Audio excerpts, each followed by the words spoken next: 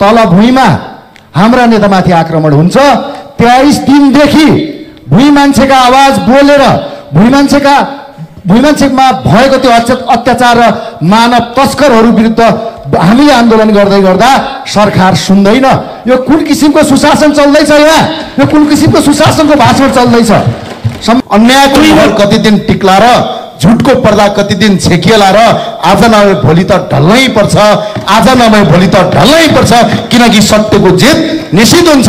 संयुक्त राजीनामा दिन्छौं भनेर धम्कीपूर्ण व्यवहार गर्दै अहिले यो विधेयक ल्याउनको लागि रोकावट भइरहेको कुरा मैले सुनेको छु। सभामुख महोदय, सरकारले खुट्टा नकमाओस्। त्यसकारण हाम्रो आन्दोलन जारी छ। हाम्रा मागहरू, हाम्रा दलले उठाएको मागहरू सम्बोधन नभएसम्म गृहमन्त्रीको र संसदमा एउटा दलको पनि त्यतिकै हैसियत हुन्छ, एकजना सांसदको पनि त्यति नै हैसियत हुन्छ।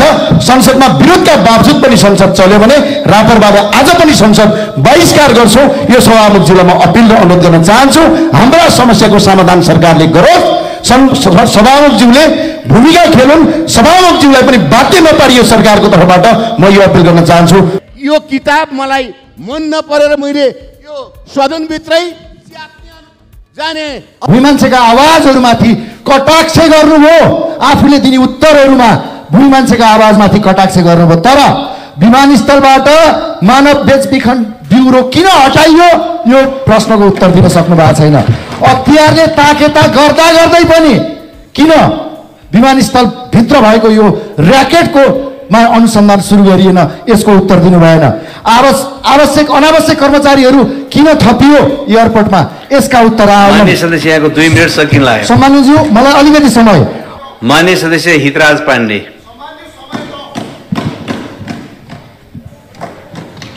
व्यवहारमा भन्छ एक थोक, गर्छ एक थोक।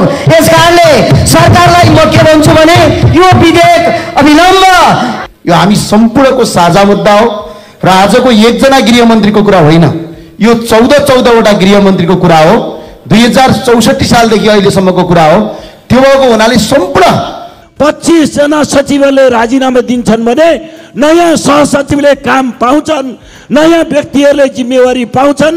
धम्कीको भरमा यस्ता नीति निर्माणलाई गर्न दिनु हुँदैन।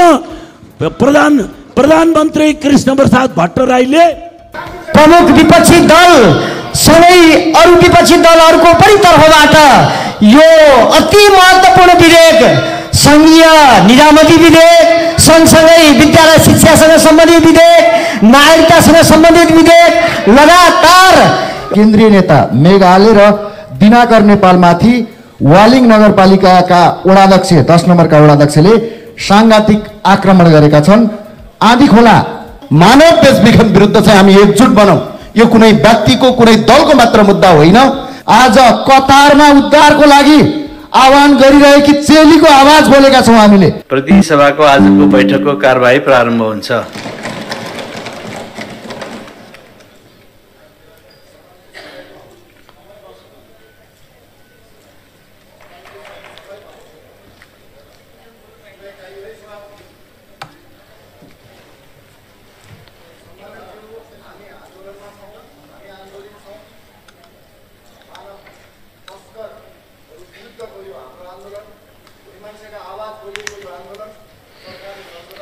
माननीय सदस्य हरि ढकाल 2 मिनेटभित्र आफ्नो कुरा के हो राख्नुहोस्। सम्माननीय सभामुख महोदय, नदी बचाउ अभियानका अभियन्ता हाम्रा केन्द्रीय नेता मेघालय र दिनाकर नेपालमाथि वालिङ नगरपालिकाका वडाध्यक्ष 10 नम्बरका वडाध्यक्षले सांघातिक आक्रमण गरेका छन्। आँधी खोलामा भएको दोहन विरुद्ध बोल्दा तल भुइँमा हाम्रा नेतामाथि आक्रमण हुन्छ। 23 दिनदेखि भुइँ मान्छेका आवाज बोलेर भुइँ मान्छेमा भएको त्यो अत्याचार र मानव तस्करहरू विरुद्ध हामीले आन्दोलन गर्दै गर्दा सरकार सुन्दैन। यो कुन किसिमको सुशासन चल्दैछ? यहाँ यो कुन किसिमको सुशासनको भाषण चल्दैछ? सम्माननीय सभामुख महोदय, आज कतारमा उद्धारको लागि आह्वान गरिरहेकी चेलीको आवाज बोलेका छौं हामीले। आज यो देशमा पसिना बगाउने ठाउँ नपाएर संगठित रूपमा तस्करहरूले उचित श्रमको र रोजगारीको मोहमा भिजिट भिसाका नाममा मानव तस्करी गरेर लाखौं लाख युवा ठगिएको विषय हामीले यो विषयमा आन्दोलित हुँदै गर्दा सरकार किन हाम्रो आन्दोलनप्रति नजरअन्दाज गर्दैछ?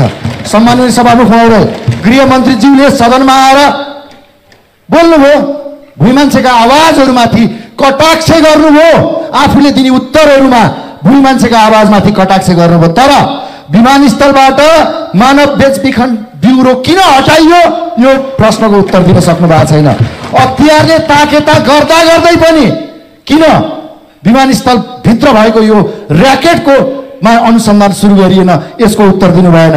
आवश्यक अनावश्यक कर्मचारीहरू किन थपियो एयरपोर्टमा, यसका उत्तर माननीय सदस्यको 2 मिनेट सकिन लाग्यो। सम्माननीयज्यू, मलाई अलिकति समय।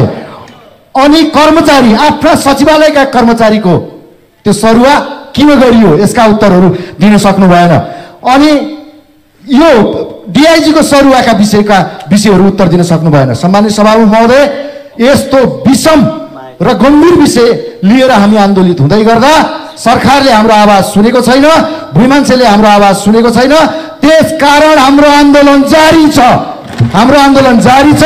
हाम्रा मागहरू, हाम्रा दलले उठाएको मागहरू सम्बोधन नभएसम्म गृहमन्त्रीको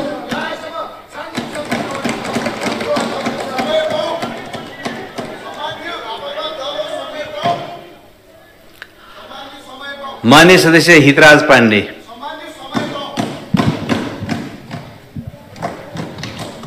सम्मानीय सभामुखज्यू, म आज संघीय निजामती सेवाको गठन सञ्चालन र सेवाका शर्त सम्बन्धमा व्यवस्था गर्न बनेको विधेयक, यो लामो समयदेखि बहुप्रतीक्षित विधेयक हो। यो विधेयकलाई यो संसदमा हाम्रो राज्य व्यवस्था तथा सुशासन समितिबाट उपसमिति समिति हुँदै यो सदनमा प्रस्तुत पनि भइसकेको छ। यो विधेयक 2080 फागुन 21 गतेमा यो सदनमा दर्ता भएको थियो। 2080 चैत्र 21 गते विचार गरियोस् भनेर यहाँबाट सैद्धान्तिक छलफल भएको थियो।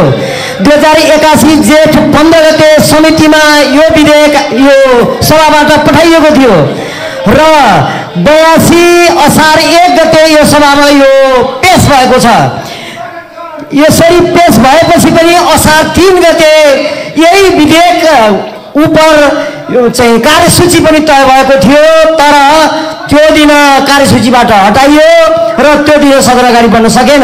हामीले प्रमुख विपक्षी दल सँगै अरू विपक्षी दलहरूको पनि तर्फबाट यो अति महत्त्वपूर्ण विधेयक, संघीय निजामती विधेयक, सँगसँगै विद्यालय शिक्षासँग सम्बन्धित विधेयक, नागरिकतासँग सम्बन्धित विधेयक लगातार सदनबाट जाउन्, सँगसँगै यो बजेटमा छलफल होस् भनेर जो राख्यौँ, यो तत्काल यो विधेयकलाई यो कार्यसूचीमा राखेर अगाडि बढाउनको लागि म सम्मानीय सभामुखज्यू मार्फत सरकारको गम्भीर ध्यान आकर्षण गराउन चाहन्छु।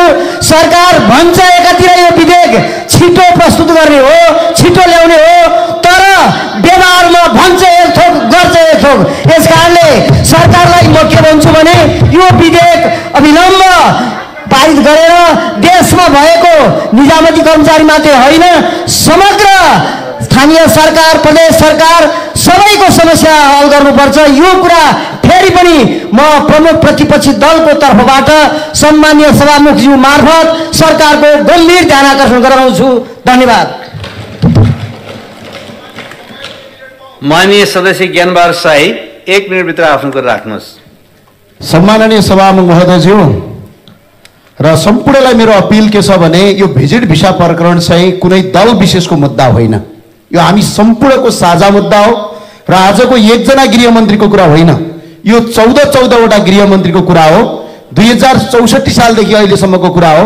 त्यो भएको हुनाले सम्पूर्ण राजनीतिक दल र यो संसदीय दलका सम्पूर्ण सांसदहरूलाई राप्रपाको तर्फबाट तपाईँहरूलाई अपिल छ, हामी एक ठाउँमा आउँ, मानव बेचबिखन विरुद्ध चाहिँ हामी एकजुट बनाऊ। यो कुनै व्यक्तिको कुनै दलको मात्र मुद्दा होइन। आज हजारौं मान्छेहरू बेचिएका छन्, लाखौं मान्छेहरू बेचिएका छन्, आज अल्पत्र परेका छन्। जनताले दिएको विश्वासलाई हामी घात नगरौँ। त्यही भएर सबैलाई अपिल हुन अनुरोध छ।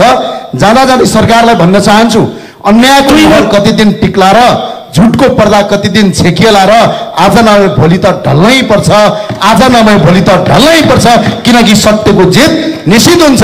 यो जबसम्म यो विजित भिसा प्रकरणमा छानबिन समिति बन्दैन र संसदमा एउटा दलको पनि त्यतिकै हैसियत हुन्छ, एकजना सांसदको पनि त्यति नै हैसियत हुन्छ, संसदमा विरोधका बावजुद पनि संसद चल्यो भने रापरबाट आज पनि संसद बहिष्कार गर्छौँ। यो सभामुखज्यूलाई म अपिल र अनुरोध गर्न चाहन्छु, हाम्रा समस्याको समाधान सरकारले गरोस्। सभामुखज्यूले भूमिका खेलुन्, सभामुखज्यूलाई पनि बाध्य नपारियो सरकारको तर्फबाट, म यो अपिल गर्न चाहन्छु। हस्, धन्यवाद समयका लागि। जरा माननीय सदस्यहरू, आज शून्य समयको कार्यक्रम नहुने बेहोरा म जानकारी गराउँछु।